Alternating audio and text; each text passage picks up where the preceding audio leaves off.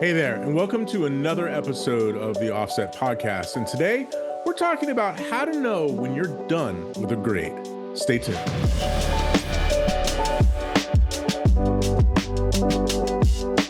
This podcast is sponsored by Flanders Scientific, leaders in color-accurate display solutions for professional video.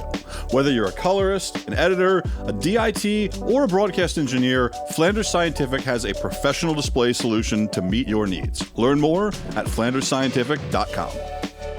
Hey everybody, welcome back to another episode of the Offset Podcast. I'm one of your hosts, Robbie Carmen, and with me as always is Joey Dana. Hey Joey, how are you, man? Hi everyone.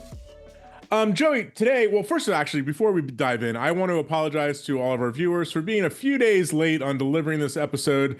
I thought that it would be wise for me to completely tear apart this room and start over from scratch wiring everything with the idea that, oh yeah, sure, I'll be done in a weekend. Here we are like 10 days later. I'm still sort of 90% back together. So the delay in getting this episode out is 100% on me. I apologize to all of our viewers, but the good news is I have consolidated, I guess, 3 different racks down to 1 rack. I've rewired with the latest HDMI, SDI, the whole 9 yards.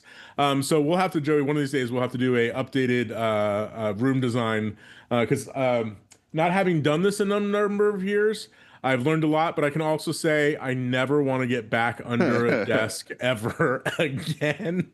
I'm a little, I should say, a little sore, and the knees hurt a little bit extra today from all that rolling around. So it's there. But on this episode, we wanted to dive into talking a little bit about, I think, a subject that we hear about every once in a while, but this actually, I don't know if you know this, but Joey, this actually came from one of our audience members. Andres, he's based in South America. He didn't say where. And he just said, basically, I have a problem knowing when is the right time to present a grade. Should I be doing more to refine the grade before putting it in front of a client? And then he says, related, how do I know that I'm really done and we can put a button on the project? And I thought this was a great subject because this is something that I struggle with sometimes, like how much more are you going to futz with something before you show a client?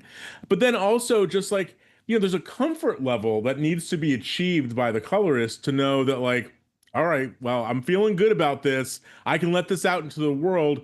And so I kind of wanted to talk about that. And, along the way, we'll go down any tangents like we usually do. Of course, for all of you listening and watching, if you like the show, please follow us on Instagram and Facebook and wherever you find the show on various podcast platforms. Of course, you can always head over to offsetpodcast.com and follow the show there, get show notes, and so on and so forth. Hard to believe this is episode 32 or 33. We've done a bunch of them. So check out the library of past shows as well. All right, Joey. So, my thing about this and where I always start on this question or this subject is color is a really subjective thing, right? So my done might be different than your done, which might be different than the client's done. I mean, we've all had clients we've sat there with and gone, really? They like that? They think it's good? They think it's ready to print? Like what? And you're like, I'm just getting started. And then vice versa, we've had. Or yeah, you have the opposite of the client that wants to change 1 pixel plus 10, then minus 10, then plus 5, then minus 5, et cetera, into infinity.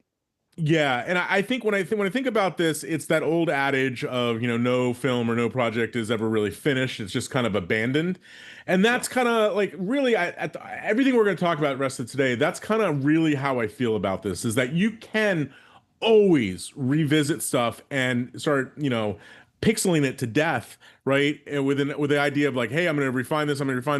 But it's a case of diminishing returns too. But more to the point, sometimes it's a case of more harm than good. Sometimes your first instinct or your early instincts or the client's early instincts are, that gut reaction. Once you've experienced the project enough times, right? Your gut reactions are naturally not a gut initial reaction anymore. Yep. And you could be looking for problems that don't exist or even creating problems where none were. Yeah, and I think, related, and with something we've talked about in previous episodes, but it's worth reiterating here again, is that, one of the problems I think that a lot of colorists have, especially younger colorists who are doing their best to really make the most robust, refined images they can. They don't really understand the idea of adaptation, and the longer that you look at something, the worse you're going to actually make it, right? And I see this happen all the time where people like, they don't even actually get done with the project because they're like, they're hyper focusing on certain shots, or what happens more often is they hyper focus on a number of shots, and you can get those perfect in their mind, and then the rest of the film or the rest of the project suffers because it becomes a time management at that point, right? So I think we'll talk about it a little later today, but I think the idea of passes is an important thing too in this discussion. But knowing that this is hard and knowing that it's a subjective thing, I think the very first thing we should talk about that I think will help on this is the importance of kind of like your pre-grading goals, right? Yep. And I think this can mean a few things. I think number one, it can mean, okay, what about the discussion that you had with the client about look and feel and that kind of stuff? It can mean things like analyzing references and discussing those references. It can be even stuff like, you testing color management pipelines on your side, right? Testing different lookup tables, testing different levels of grain, like that pre-grade work and getting everybody on the same page, I think goes a long way to getting to a place where like, yep, we're in the ballpark. This is good. I mean, do you agree with that? I think that like the pre-grade stuff is vitally 100%. important.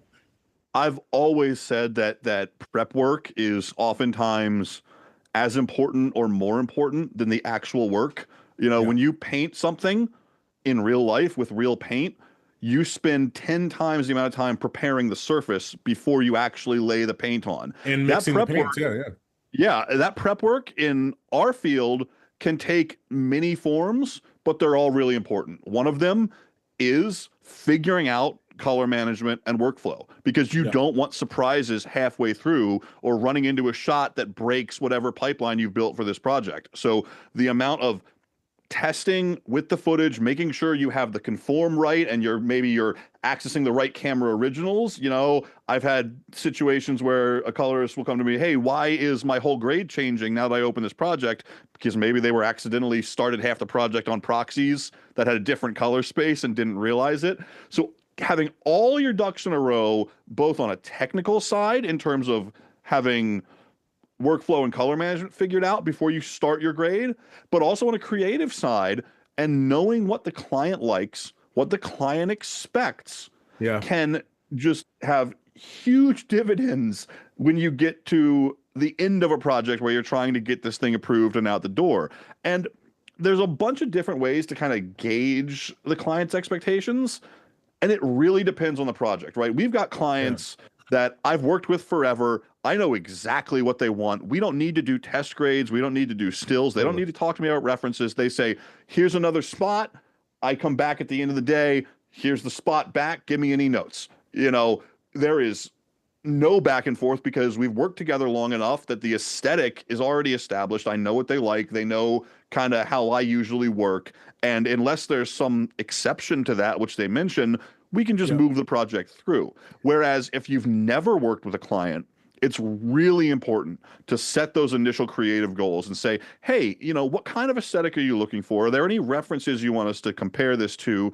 And maybe try to get a few shots or a few scenes, if it's a long form thing, kind of through an initial review and back and forth process. Because the worst thing you can do is grade a really long form project, like a half-hour show or an hour show, in a specific style that you're really in love with, and it's the first time the client sees it, and they're like, yeah, why is the whole thing green? What is wrong That's the bigger that's what I really mean about the pre-grade thing, is because like you don't want to be in that situation at all. Like it's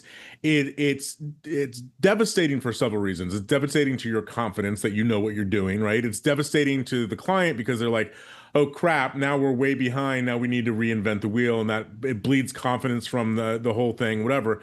And I do agree with you that you have to gauge this a little bit, but let's just assume for a second it's somebody you've never worked with. Those discussions and that pre-grade stuff really goes a long way. And I'll give you an example. Years ago, and I'm not trying to pick on anybody, but this was just it always stuck in my head because it's super, super funny. there was a student film. I was trying to do somebody a favor, a friend of mine who was a professor, and he's like, I got this really good, bright student. Will you do him a favor? I'm like, sure, I'll grade the film. And, I went through this process. I was like, I'm going to talk to him, do a kind of pre-grade interview, get some references from him. And so I'm like, hey, tell me a little bit about the film. And he's telling me the story of the film, and it was kind of cool, whatever. I'm like, okay, like, all right, so what do you have any references? And he's like, yeah. And he, sends me all of these Roger Deakins shot plates, right? One's like, Skyfall, like that burning barn building in Skyfall, right? Like all this kind of stuff. He sends me, I think, some Blade Runner examples of the stuff in Vegas where everything's neon orange, right? And I'm like, cool, right? And then the next question is, cool. What did you shoot this on? Oh, we shot it on 3 GoPros, right? So sometimes my point is that sometimes the reality of desire for look and feel is not actually in line with the technical part about it either. Like we shot with 3 GoPros with no lights, right? That's clearly not Roger Deakins. That's well, maybe it is, but in achieving those looks. So I think part of this process in pre-grade 2 is also to separate fact from fiction and to understand that like it's a part of the process where you can you're evaluating the rough cut, you're evaluating the shot. Some of that goes into bidding and the financials, but a lot of it goes into having frank and honest and open discussions with the client about what they actually captured, what you can actually do with it, right? Like if there's no lights, sorry, there's not a whole lot we can do. We're gonna have to do a lot of noise reduction or whatever, right? And having those discussions, because as you said, you don't want to have that pop up later. But also, I think it pays dividends to have those discussions because it allows clients to feel like you're engaged with them rather than just their project being part of the sausage factory. If you're just like, cool, no questions, we'll grade it, we'll have it on Tuesday. Like that's not collaborative, right? That's not getting them involved. Clients always, I think, not all clients like the same thing, but all clients appreciate honesty and taking ownership of a project. Totally. So I think it varies depending on where you are with the client, but references, some test grades, and just a note on test grades, we'll actually go ahead and budget time and a little bit of money for that, especially if it's like a longer form project that's going to be a little like if it's something that like, nope, just make it balanced, like whatever, like we don't need to spend a lot of time on that. But if they're like, I'm envisioning this Wes Anderson type look, like you're gonna have to do some test grades, right? And try to figure out what that aesthetic is, because honestly, what you might like for contrast might not be what the client likes. What you like for saturation and like sort of depth of colors, they might not like. I've done several projects where even though I've done all that pre-production work too, it's not until they've actually seen something in that test grade that then they have the vocabulary to converse about it. Yeah, and I think it's really important, back to the original subject of how do you know when you're happy with the grade? Yeah. You need to, depending on the client's aesthetic and the client's wants and how they want it to look, you need to be able to, as a colorist, detach yourself from your own tastes sometimes, right? You need to get an understanding of the look that they're going for. It might not be something that you like. It might not be a style that you like. So if the question is green and yellow, Joe. Green and yellow. If the question is how do you know when a grade is perfect, you might not ever think that it's the right thing, but you need to understand the client's desires enough to say this is in line with what they wanted. Yeah, and I think at this pre-production sort of testing stage, like the line in the sand for me on that is, because you're right, like you might do something like, oh man, this doesn't look great, but it's what they want. It's more about learning the client's aesthetic at that point in time, and that is a measure of success. So when you're sending them the test grades, or even in the conversation, if you're saying the right things to them and they're reacting to, oh yeah, that's what I mean, or yeah, I love that look, or I love this bit about it. But one more thing to keep in mind about this, it's also your job as the colorist. We joke all the time about the colorist as the post-production psychologist, right? I think it's really our job to ask those probing questions a little bit deeper than you might think, right? So like on the surface level, like, okay, how do you feel about contrast of this reference, right? it's like one step deeper. It's like, okay, cool. Do you like the highlights, how they roll off a little bit? Or like, do you want them a little clippy? Or like the shadows, like, are you okay with crushing some things every once in a while? Or does every shadow detail need to be, to be seen? Like those a little bit more detailed stuff will get you a long way to where when you're ready to present that first version of the film to them, there's no major surprises. And I think that's like, there's always going to be changes, right? But you're trying to avoid what you said earlier, the this is not really what I envisioned conversation. Yeah, we don't want a start over. We want incrementation. And that kind of brings me to, you know, we've talked a little about kind of the theoretical side of this. Yeah. Let's talk about the nitty-gritty of in your color session, how do you build up to from starting a project to being ready to show the client and then getting through the client review process? And we mentioned it earlier. I'm going to mention it. We're going to mention it again and again and again in this episode and probably every other episode we do. That is the importance of working in passes. I think that working in passes and being able to kind of figure out the balance of how much to do every pass and how to optimize your time versus, every shot versus the entire piece is probably the single most important workflow concept that is going to go into getting a good finished product as opposed to a good one shot. Yeah, let's dive into that because I think it's great, and I want to give credit to where credit's due because I think I had always sort of worked in passes, but the best I've ever heard this articulated was at this point it's probably 10 years ago. I was doing a presentation at NAB, and Andrea Clayback, who is a fantastic colorist, she's now at Harbor Picture Company in LA. And at the time, she was doing a lot of Neil Blomkamp's films. She'd done Elysium. I think she did Chappie as well. And she was talking, in her presentation, she was talking about this very thing. And I forget the number that she quoted, but it was like some ridiculous number. Like, we watched this film 250 times or something, something like that. I mean, that's not the exact number, but you get what I'm saying. And it struck me because it's like, oh, I thought I would, at my low level crappy cable television, I thought that was the only one who needed to watch a show 200 times.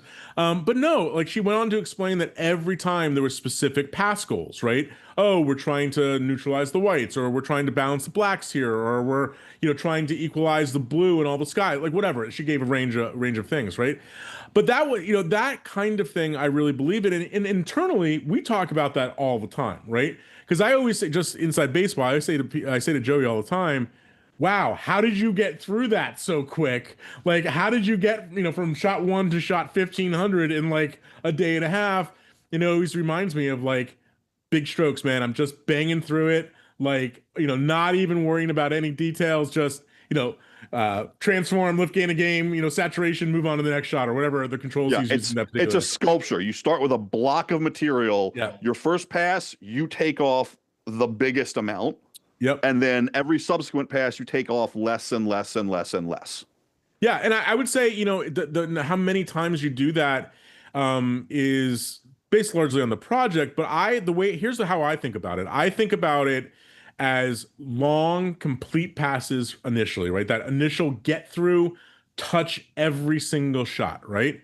My next pass is going to be an entire project watch too, but this time I am pausing and stopping for the major bugaboos of like, yeah, that's one, that shot's yellow, this shot's green, and trying to refine those. It's not until probably passes 3, 4, 5, 6 that I'm even worried about things like windows, tracking, keys, all that kind of stuff. And when I'm at those stages, I tend to be more scene based, right? Like, yes. Okay, I'm taking this 3 minutes and refining this and going back and forth and playing back and whatever, and then moving on to that. And that's, in a narrative kind of thing, that's pretty easy to do because it's very clearly this scene, that scene, that scene. In something like, a doc where you might have a lot of interviews, it might just be, hey, I'm going to focus on all of the interviews, getting them in the same range, even though they're spread around across the film, kind of thing. And it might even be the opposite. It might be, I'm filtering my timeline and ignoring the interviews. I'm getting everything else in good shape. Right. Then tomorrow, I'm going to deal with interviews. Yeah. But I mean, I think the larger point though is to just not try to bite off more than you can chew, because I think it goes back to the first thing that we talked about, and that is so many people waste so much time trying to get one shot or a couple shots perfect Yep. that they run out of time this way. The way I think about passes is, if the hammer fell this afternoon and I had to turn this in, right? Had to Yep. show somebody, at least I've touched every shot and added some value, whether it's right or wrong or perfect, it's not the point.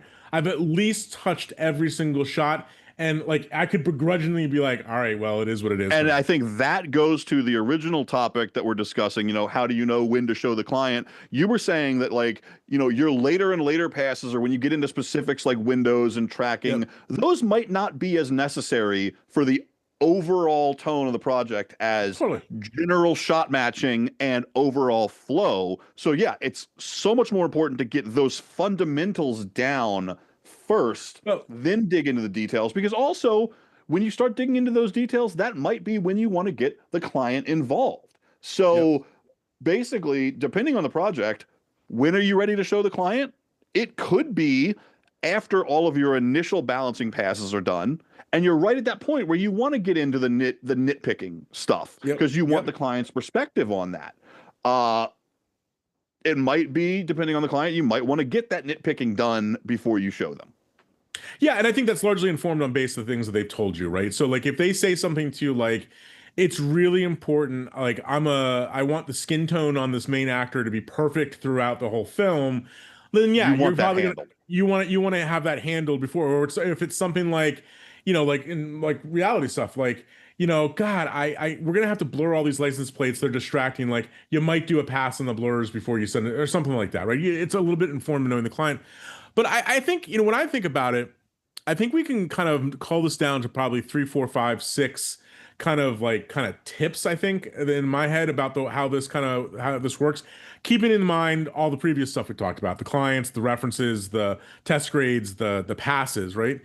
And the very first thing, again, that first pass, yeah, who cares? Just touching every shot, kind of treating it as its own island, and improving maybe a little bit of back and forth, but not a ton.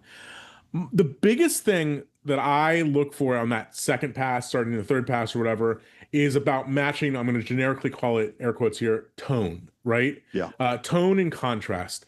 And that's harder than it seems, but it's actually a pretty easy thing, right? And I do this on 2 levels. I'm curious about how you do it too.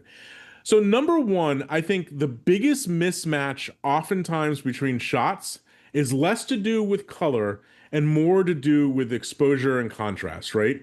We're just, the way our brains work, the way our eyes work, we're more sensitive to that, right? So if you go from a shot that has, contrast ratio up here to one that has one down here, and it's not informed, and I'm using that loosely, but not informed by the lighting or the creative decisions, then yeah, we need to balance it out. And I look at that on scopes, right? So I'm using like a Luma waveform to like, okay, here's where my peak white is, here's where my black is, and just, I don't know, trying to get, them basically in the ballpark. I'm not obsessing about it at this point, but I'm trying to get, okay, let me just try to get everything right about the same levels, right?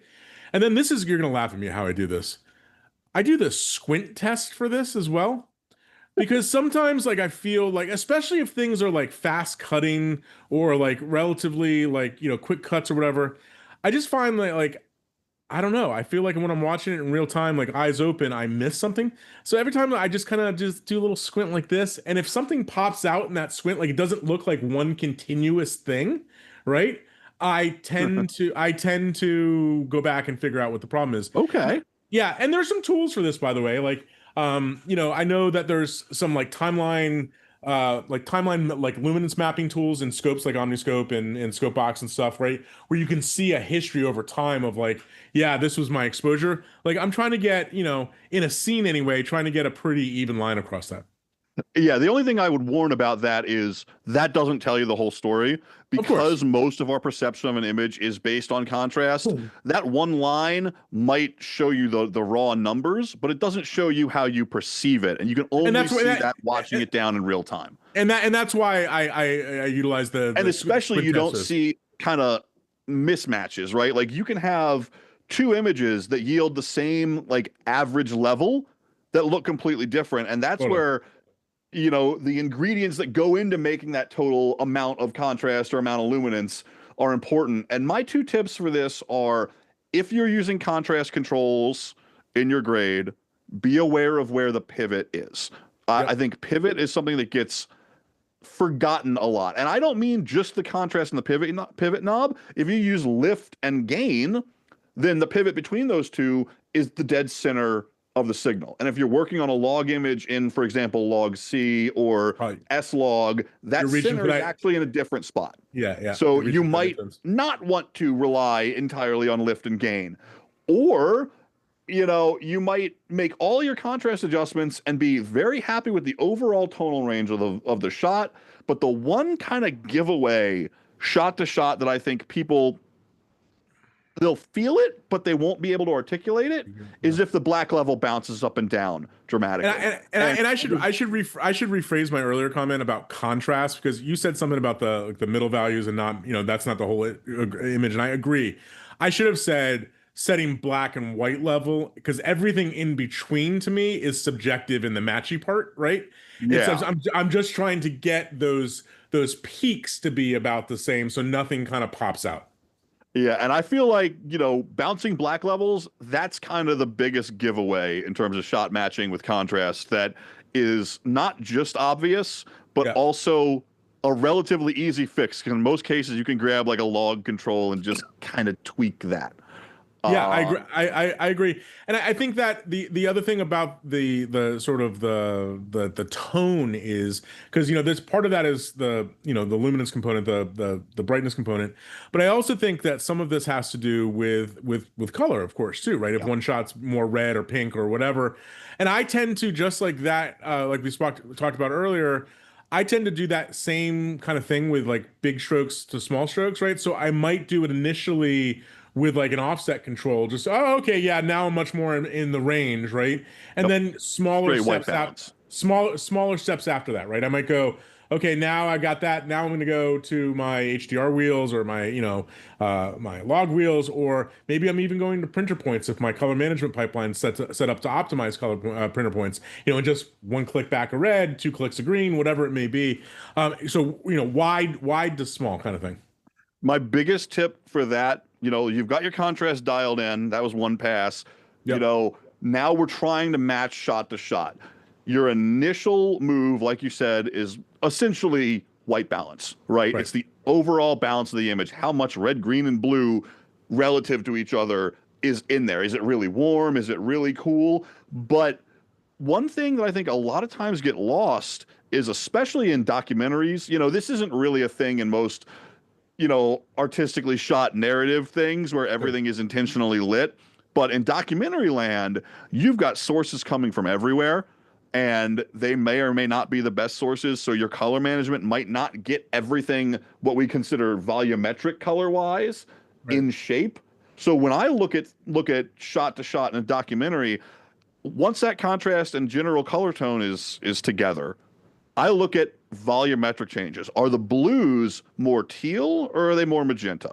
Are the yellows and the oranges pushing more towards red or more towards a pure yellow? Look at grass and green trees. Are they pushing more towards yellow or are they a deeper green? And then I'll get in and use things like the color warper or my hue versus hue, or even hue versus satin loom curves to kind of sculpt the shot in a color volume way to where things match. So in an ideal world, again, back to the beginning, when is it ready to show? It might be ready. You've got all the contrast done first, then you've got all the white balance matching, and then you're happy with all the volumetric matching at the fine level, right? The kind of 3 stages, I think.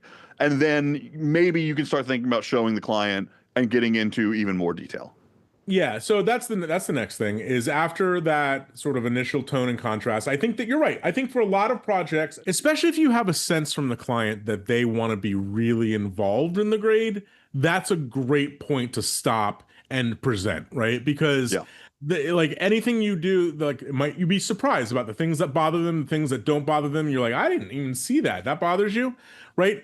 you also have the potential, if you don't, not presenting that stage, if you don't know the client very well, you also have the potential to work yourself into, a corner and a problem and an issue that's going to require a lot more work to undo, right? So I think it's a little bit of a fine line, but like if you do know the client, I'd say move on to the next thing, which is the major objects or the detailed objects of clothes, skin tone, colors of eyes, or cars or other objects in the scene. Like a lot of times people won't be able to articulate those differences, right? But you'll be surprised how much that goes into successive shot matching. Like I was just working on something the other day where it's like, okay, this person had a black coat on the A cam, and in the B cam, it just had a little bit of pinky kind of magenta-y. Just like if you weren't looking at them side by side, you wouldn't really notice it, other than feeling that like something's just a little off in those two, but what is it, right? And it's like, oh yeah, it's just there's a little more red in the coat, or the contrast level in the coat is off, or whatever. That's the next step of refinement that I'm getting obsessed with, right? And to be clear, I'm doing that as a whole separate pass after I've done that initial balance pass, after I've done that shot matching, tone and contrast pass, like the big steps. Now I'm starting to get into those details. And at this stage, Joey, I'm creating a lot of stills. I don't really create a lot of stills for those initial passes, but at this stage, I'm like, yep, okay, jacket, still. This is the reference for the jacket. Let me go through the scene, match everything else to that. Skin tone, yep, that's the skin tone I like. Let me go through that and match everything in the skin tone. You just have to be careful, I think, of spending too much time on shots, but also, and I know this goes counter to my OCD-ness, you got to be a little careful of not over engineering at this stage, right? Yeah. I think that you find the big things, the things that matter, the things that have a lot of value, like the coat I just mentioned. But you know what? Nobody's going to really notice the eyelashes that are slightly out of focus because you're using a fast lens on somebody, right? Like don't like that level of detail, probably not worth it at this point. But I will for See, when I'm at that point, yeah. I'm doing something similar but slightly different. Okay. I'm not pulling stills. I'm using playheads and bouncing between like 3 shots in a scene, and I'll have them mapped to my little Elgato foot pedals. So I'm like tap dancing with my feet to jump between different shots on a playhead. Yeah. And likewise, I use stills, and we've talked about this in a previous episode. I use split screens a lot for that same reason. But also, more to the point is that when I start dealing with these small little items, it's a lot of micro passes. Okay, 5 shots. Let me get them in line. Start back at the top of those 5 shots and go through. Right. I'm not trying to. Okay, the pass can be a scene. It can be a group of interviews. It doesn't have to be the whole film. Yeah, and I'm slowly at this stage, once I start getting those details work, it's like I'm starting in the middle and not the literal middle, but like the wherever I start, I'm working out from there slowly but surely, incorporating more and more of the project into that detail pass to try to get it to match. And honestly, at some point with this work too, I find that I do a lot of rippling too, because I'm trying a lot of things out, right? Yeah. I'm like, oh, okay, well, what happens if we, push the jacket this way or whatever? And that's all fine. That's good. That's the good way to work. Yeah. So, okay. We've gone in, we've refined it to the point where we feel that it's time to show the client. Yep. Okay. Now we go through with the client, we start doing our review, getting their feedback. I think the next really important consideration here is you don't want to, when you're dealing with your client notes, one, freak out if they have a lot of them, because whereas you've been dealing with this project and doing your passes and you feel like you've been with this grade for a long time, they've been with their offline for a long time. This is their first time seeing the whole thing together. Don't be afraid of notes. Don't be afraid of trying things, and don't react negatively to those notes. But when you are working through those notes with the client, do not paint yourself into a corner. Do not have, for example, if the client says, I don't like the way the shadows are sitting, don't ripple a change to everything that will make it unrecoverable if you end up going back on it. Be very cognizant. And honestly, this is something that we should think about the entire process from the beginning, is you never want to paint yourself into a corner so much that you are committed to a direction, because that's when you can kind of lose client confidence. If they're like, well, now I need 2 hours to go undo the thing that we just tried. Dude, it's so true. I remember I've been in this spot myself, you know, wanting to try out some new technique, some new tool, and lean too heavily on that, right? Yep. And you know, then the comment is, well, it works, but you know, I'm not in love with it. And then just that horrible feeling of like, cool. Well, that was so integral to what I'd created here that if we just turn it off, it's gonna look nothing like what it's supposed to look like, right? So like, yeah, that's something you definitely want to avoid for sure. So I think that at this stage, when you've done, you know, your detailed watch, the big tone watch, you've worked in passes, you put it in front of the client, they've given some comments. I still think that there's like a level of satisfaction that you as the colorist need to hit even after you've integrated the notes. So number one is putting it back in front of the client again after you've addressed the notes, just to get their gut feeling. And it's a win in my mind. It's a win if you can hit, you know, if you're at 85, 90% on the notes, right? Of like, yeah, that looks great. You've done your job exceedingly well, right? Most projects, it's probably closer to like 60, 65%. And then the rest is still up for discussion, you know, kind of tweak a little bit. But at that stage, before I present again, the thing that I'm fixated on is not the details, not even the tone. It's about flow. That as I'm watching it, nothing takes me out of it, right? I think that's like the last kind of step that I do is like it's just the flow is the only way I can say it. You might say continuity, you might say whatever, but like I don't want to sit there and watch the film or the show and at all be bothered by something. If I'm bothered by something at all, right? I'm looking at it and making a decision, worth fixing, not worth fixing. You know, can I do this? Can I not do it? Because sometimes there might be things that you just had no control of, right? Like I had one the other day where it's like the matte box was like in part of the frame. They're like, well, okay, well, that part of the frame is across somebody's face, so we can't really paint it out. Like, you know, something, so you have to make decisions of what you're going to live with. But even after I adjust those notes, I'm still doing yet another pass to make myself feel confident that it can go out in the world and nobody's going to be like, oh, well, Rob graded that. That sucks, right? That kind of. And I think, you know, one thing that can be really helpful for that kind of, we're nearing the end of the client notes, we're approaching delivery, I want to make sure this thing is ready to go out in the world. That's when what I consider kind of the consumer style watch down totally is really important. If you have a big client monitor in your suite, sit in front of it on your couch, right, with no distractions, watch it like a viewer would watch it. That means you're not looking at scopes, you're not looking at UI monitors, you are watching it on TV.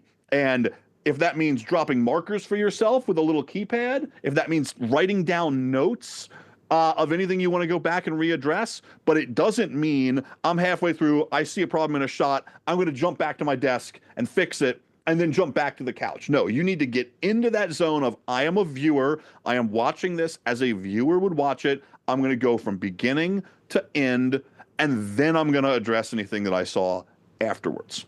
So the sitting on front of the couch in the suite's a good one. At home, here at home, I've taken that a step further, and you're going to laugh at me. I don't ever think I've told you this. I've actually, for many years now, had my setup wired where I have a home run HDMI cable going upstairs to the living room on a separate. Oh, that's clever. On a separate input. So I actually remove myself from all the fancy control surfaces and everything altogether. And I just sit in my actual living room where I consume content regularly, just on a different input on the TV. And I sit up there and I watch it. When I do that same thing in the suite, one thing I don't do this at home because my wife would kill me if I wired it with a living room with a Stream Deck. But at the office, I have a little Stream Deck that has transport controls and a marker control, and I just Yep. got in the habit. I get in the habit of I have like 2 or 3 colors of markers that I drop, and I'll just drop those for different things, and then I'll go back. And usually it's any given grade at that stage, it's probably maybe a dozen, half a dozen to a dozen things. So I'm not worried about naming them or whatever. I know what they are. But that stage, like, it's funny. Our audio team talks about this same process too, and I'm always reminded of the stories back from like mixing and mastering engineers working with audio that I know who would always, and they still do this, but now the technology is a little different. But the car mix, right? Yeah, burn it The to a mix, CD, listen to it yeah, in the car. you got a mix perfected. Well, let's look at that translatability, right? And so watching it in that casual environment, like you said, is a good one. The other thing that I do these days, just honestly, just because it's how people are going to be consuming it anyway. I have an iPad permanently set up at the desk, right? To where I'm constantly streaming over NDI or Blackmagic streaming or whatever to that iPad, just so I'm like, okay, cool, cool, cool. Just a quick glance down, things are translating well, and they're not going to be perfect. Maybe there might be limitations, but yep, that's translating well. That's my intent. Move, go forth, because you'd be surprised how different environments, how different monitoring solutions can impact some of this. And you want to just kind of try to replicate what your clients might be looking at it, viewing it, et cetera. Because the last thing you want to do at this point too is if they still have a problem with something, be like, oh yeah, it's monitoring, no, it's fine, don't worry about it, right? Yeah. Like you need to try to like get in their shoes a little bit too.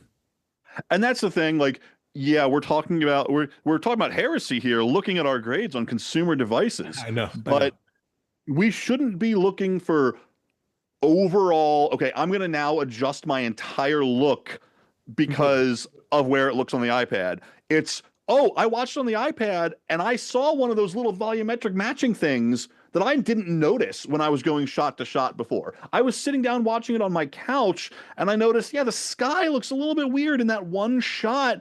It's just something I didn't see before. And that's what I meant by flow, is that I'm just, and it might be not even the need to change anything. I'm just like, that bothered me for some reason. I'll come back and look at it on reference monitoring and go, you know what? I actually think it's close enough. That's probably just, yeah, maybe my TV sucks. Yeah, that's a peculiarity of that environment or that display. I'm not too worried about it. Like, it looks fine. Like, so like if I make in that pass, I mentioned I make like a dozen markers, I might actually do something about 1 or 2 of them, right? It's, the majority of it is just to catch it out. Yeah, no, so I think we're on the same page with that. I would also just say at this stage too, and just to reiterate this, we've talked about this in previous shows, and you mentioned it a moment ago about not painting yourself into a corner. It's worth mentioning that at every stage prior to showing clients or delivering to clients or whatever, that you're making a project backup or however you want to work of it, timeline backup, project backup, etc.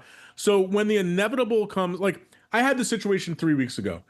The producers I were working with, they were like, "This is great. Love everything about it. Let's roll with it." Right? It was a TV commercial for a big food chain. Great, awesome, feeling great about myself. Oh, the client took a look at it and now wants 48 changes, right? And here's what I was thinking in my head. Sure, they do. They don't really mean that. They just have to say something because that's their job as, the ultimate client, just to say something. So if I had, in this particular case, because of the nature of the changes, if I had just continued on, not saved out a version, I would have had to done some, gymnastics in terms of versioning, et cetera, because the changes were so substantial that, whatever. So I delivered this changed version, and we know what happened?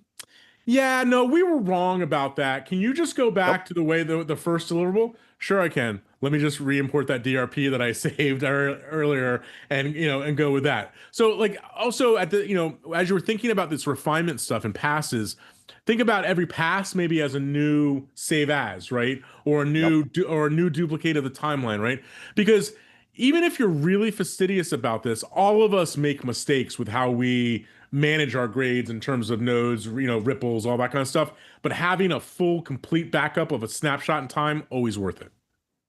Yeah. I cannot count the number of times. Like, I do backups of everything all the time in like triplicate because I'm so paranoid.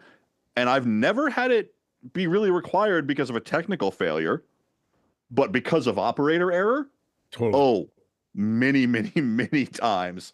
And I'm better with this. I'm better with this now, but man, when I first started using Ripple, it was like oh God, I know. It was like a daily occurrence of me re-importing TRPs back into the database, man.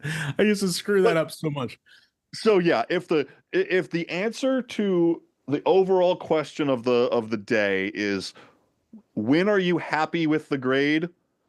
All of this comes back down to you've gone through, you've done your due diligence on everything, you've done your passes, the client is happy, you're happy, and at the very end of it, you can sit down on your TV and watch it like a viewer, and it's something that you feel you can be proud of. Yeah. Then it's ready to go out into the world. And that doesn't mean you wouldn't a week later look at it and be like, oh, I wish I had nitpicked that sky a little bit more. Because every time you look at it, you might think, oh, well, maybe if I tweaked it, it would be better, but maybe it wouldn't be. At some point, you do have to lock it down. Like you said in the beginning, it's never finished, it's abandoned. But you want to abandon it at a point where you're feeling good about the whole, not just some of it. Yeah, and I tend to avoid that whole problem, Joey, by just never watching anything that I work on. So I don't have I don't have buyer's remorse, But no, you're right, and I think that you also can get a feel for the project. Like if you are, so some projects are, and we've said this phrase before, but some projects just aren't art, right? Like it's just got to get done. It's got to get out the door, right? And the ones that I really obsess about are the ones that I really feel passionately about. I feel like I love the filmmakers, I love the subject, I love the photography. In a lot of those shows, like, I don't want to make any concessions to anything. I want to fix everything and have it be 100% perfect. But there's some projects, whether it's limited by time or limited by budget or limited by just what they got in the can, sometimes like success and being ready is just client acceptance, right? Like there are going to be projects where you get the client to accept what you've done, but you're not 100% of it, 100% with it.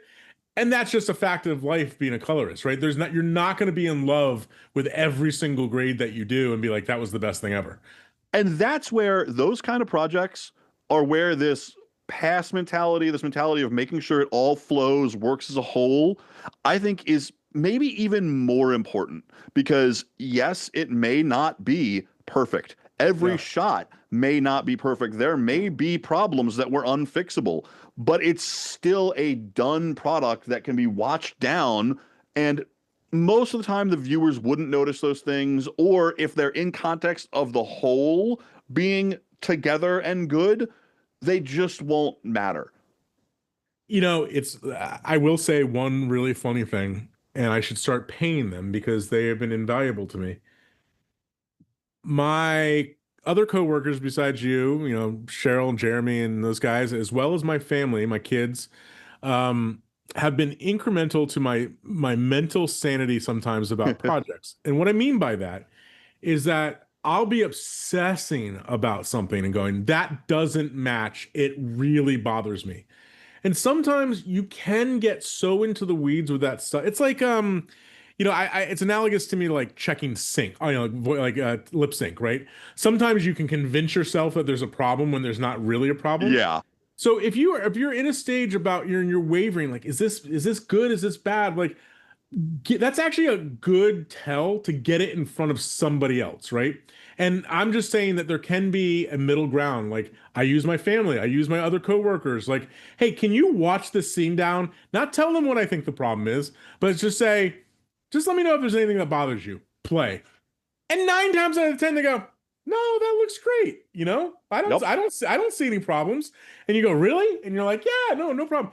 And then when you point it out, they go, oh, yeah, that doesn't bother. I didn't see that at all. Like that's so quick. It's like 4 frames. Why does that bother you? And you're like, oh, okay, cool. I think we have a tendency just to be perfectionists, and sometimes you have to balance out that perfectionism versus a lot of other factors, cost, schedule, and actual impact on the project, right?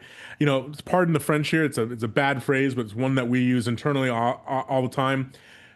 Seldom does pixel fucking deliver except 100%. above and beyond results.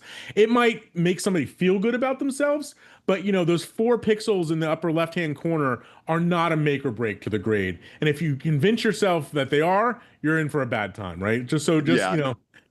Put it this way: would you rather all of your shots are 100% better, or one shot is 110% better, right? Exactly. And the rest are not? Right, exactly. No, we're on the same place. And the last thing I'm just going to say about all of this before you show anything to anybody, no matter what stage you're at, is be committed to what you have, right? Yeah. And I actually say this for positive reinforcement for myself, because I'm literally the worst at this. I'll go in and sit on the couch and go, cool, ready to watch? Well, let me give you 91 caveats before we watch the show, right? And it's like, shut up, Rob. Just let them watch. Let them say something. And I've gotten a little bit better over it over the years, but it's one of those things where, trust me, there are worse colorists than you. Even if you think you're the worst colorist in the world, there are colorists worse than you. 2, you always have to remind yourself, no matter what, you're probably adding value. That discussion about that back and forth is the nature of being subjective, right? I don't like to caveat anything I know you don't. to a client unless it's technical, right? Yeah. If it's, we still haven't gotten all of the upres sources for this one reel, so that's the one that has burn-in time code. Ignore that. That's a reasonable caveat to tell the client before they watch down. But if your caveat is, man, I don't know, this footage was really hard and I don't think it all matches really well, that's something you don't want to put into their brain. Here's Joey's emails to clients. Hey, how does this look? Link. Thanks, Joey. Right? That's literally that's literally all his emails are. My emails are like, hey guys, just got a first pass done about it. Here's 11 bullet points. And it's like, oh my God, why do you do this to yourself, Rob? So, I mean, I think that there's, it's a fine line with this stuff. Over communication is a problem that I have for sure. But, it's about because you do want to, you need to figure it out for that. Just as we talked about before with the technical part and the creative stuff, you also need to figure, and we did an episode on this about client communication, right? Figuring out what the client, how they like to communicate. Some people might feel like they're being taken care of if you give a lot of detail, right? Yep. Some clients might be like, this is just noise. Let me just watch the damn thing and I'll get back to you, right? So you got to figure that part out as well. But just regardless, being committed to it and going, yeah, this is the best I could do at this stage, at this budget, at this amount of time, and go forth with it and be confident with it. So good stuff, man. A lot of good tips here.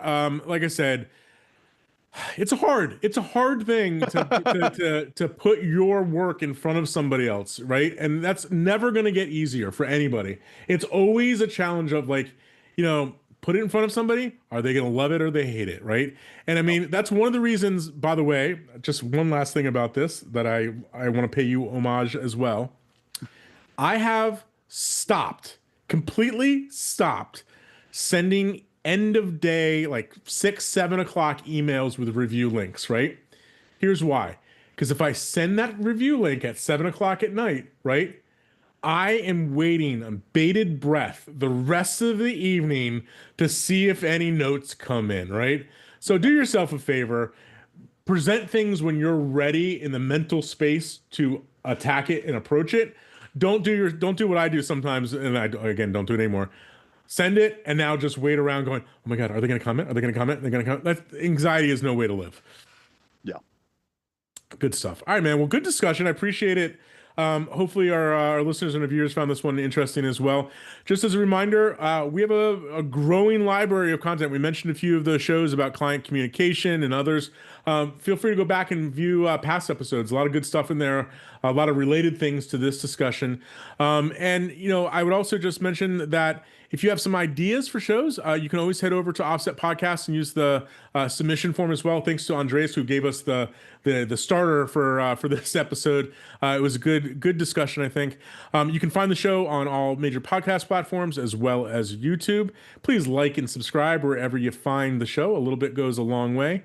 Thanks, Jerry, for a great conversation. This has definitely got me thinking about my process a little bit too, and how I could probably be a little more efficient and refine these things, but hopefully it helps viewers. So for the Offset Podcast, I'm Robbie Carmen. And I'm Joey Diana. Thanks for listening.